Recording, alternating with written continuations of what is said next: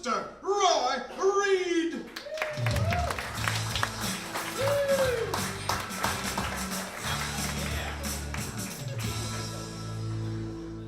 Guys are excited here today. I know what you're all thinking. Very big beer mug. No, I have really small hands. Just so you know. Set this down here and we'll go to work. Because tonight I'm going to get a little serious with you guys. You're in for a treat. I'm going to do a little scientific survey of the sexiest ways that I can stand while doing stand-up comedy right now. Position 1. This one is called Temptation's Desire. Oh yeah! That's right. Number 2, this is Symphony of Lust, right here.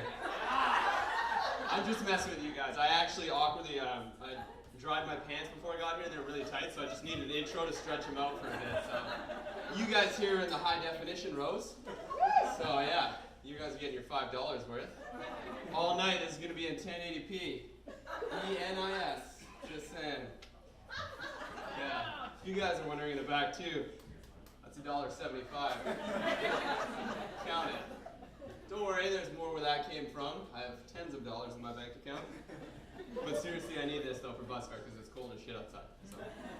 So, the reason why it's getting cold, it's one of my most unfavorite seasons that we're coming into.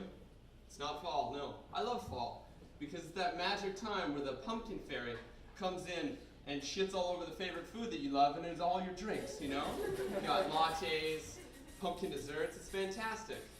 I'm talking about a little different kind of season right now. That's leg hair season. Ladies, you know what I'm talking about. Gets a little cold, skirts become a little bit longer, socks become a little bit higher, you know, you're with your girls 1 week, you're like, shit, it's just so cold outside, maybe I'll wear pants every day, you know? Maybe I shaved once in the last week, what's 2 weeks, you know? And then 3 weeks become 4, and eventually your pants don't even touch your leg anymore, it's just kind of hanging up there. And you're like, you know what, this is ridiculous, I don't need to shave them. Like women back in the day just didn't shave them, it's awesome. We're going to bars, you know? I'm going to a bar to find a quality man.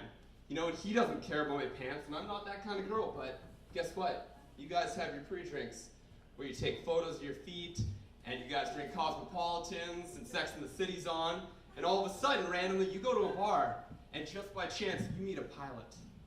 You guys know what I'm talking about. We've all been pilots before, who are shitting? You meet a pilot, and you go home with him, and you make that mission back to his place. Guess what, ladies? You shouldn't be taking that long journey back to his place. You should be taking a journey back to Mordor to dispose of that ring because you have dirty little Frodo legs. No guy likes that. It's disgusting. And guys, we shouldn't have to deal with that because we have to deal with so much in our lives. Like number 1, I'll give you guys an example. Does anyone know what the acronym NRB is? Anyone? Shout it out. That was just an excuse to take a drink. All right, NRB means no reason boner. All right, you guys can probably fill in the blanks though. It's actually randomly going through puberty as kids. We have them. Every guy knows. You just randomly will have an erection. It's a true story, you know, because it's genetics. It's an evolutionary response. It's fight or flight. It's definitely not flight because it's not built for speed. Everyone knows this. It's fight because the last time I checked, I in no way want to get in a fight with a guy with an erection. Just saying. If the first man to have one wins, game over, fight's done. All right, man, take my girlfriend, it's fine, cool. He's got a boner, he wins. But the thing about the NRBs is we get them as children. And every guy here has a tale where it's happened to him some point in life. And I tonight am going to tell you my coming of age tale. Setting, 1994. Class field trip to the Bernard Calvo chocolate factory. If you just said that sounds like a delightful field trip, you goddamn right it is. Yeah. But it was a delightful trip for 30 out of 31 kids that day. I was the one. So I'm there, just had my Lunchables, jacked up, I'm ready to go, standing watching caramel churning, when all of a sudden, I magically have to play a game called Hide Anne Frank Penis from the German Boner Police. And if you guys know something about 1994, it's that track pants were in vogue that year. Guess what? There's no rigidity with that shit. And I'm standing there trying to do it, and guess what? Everyone in that class saw. All kids. Even the guy that was making the chocolates. He paused for a second, he's like, oh, get that away from the conveyor belt, dude. These kids, for 8 months, called me Willy Wankoff and the Chocolate Factory. Kids are cruel. Creative, but cruel. The thing is, girls don't have to go through that because at that age, you guys get this thing where like a matronly old woman will take you all out of class. You guys go in a special room, you put on some John Mayer, Your Body is a Wonderland. You guys talk about textbook girl stuff, periods, ponies, stickers, rainbows, the whole gauntlet. And you learn, you get these tips and tricks, we get nothing.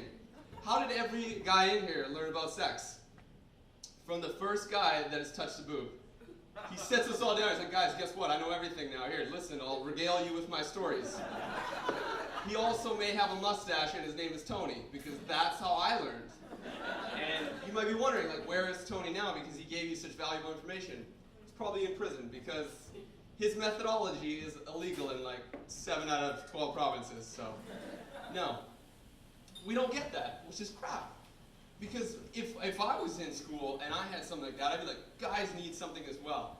How would it be if we had just like some badass dude rides in on a Harley on like Friday on the day, comes over, his name is Larry, he has like a ponytail, and just comes into school, just kicks down the door. Like, guys, get in the classroom, I'm gonna teach you some shit. And all of us would be like, we're excited to learn. This guy's badass, he knows some things. And we go in, he shows us like different types of pants to wear, trips, like how to flip it up and hide it in different locations. And it'd be wicked. Except what I just described to you is a shot-for-shot remake of an episode of How to Catch a Predator. So it is never gonna happen. I'm Reid, guys. That's my time. Have a good evening.